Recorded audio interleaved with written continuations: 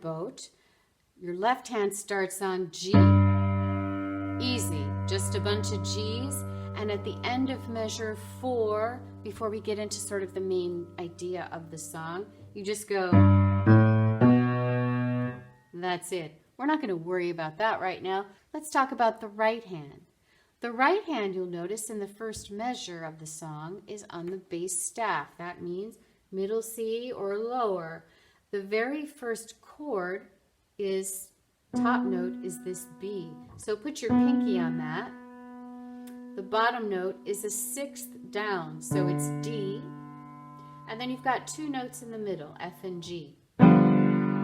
This is extremely important because this entire song is made up of variations of this structure. A 6th on the outside and then these 2 notes in the middle.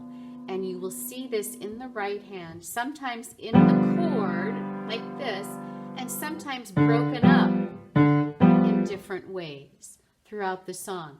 So if you can get comfortable with this, you'll be comfortable with the right hand structure in the rest of the song.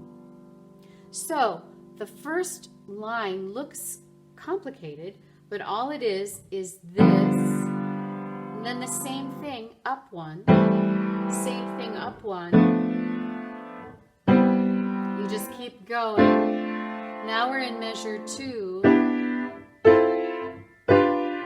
There's a 2 count note there, so you sit on it. Measure 3. 3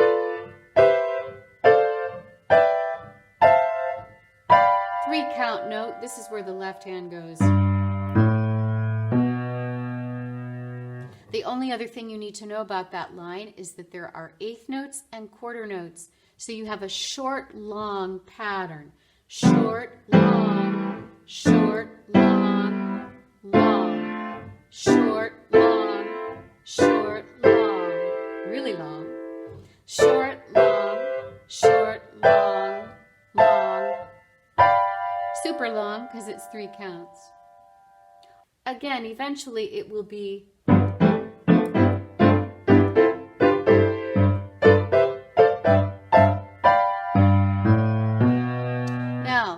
if you look ahead to the very last line of the song, it's exactly the reverse. So if you look at that last line of the song and you think, oh, that looks crazy. No, it's exactly like the first line. It's just coming back down. Just wanted to let you know that. So work on that first line. You don't have to do it hands together because the left hand is just G's. But get used to the right hand chords moving up. Okay, and that short, long rhythm. And we'll work forward in the song next time.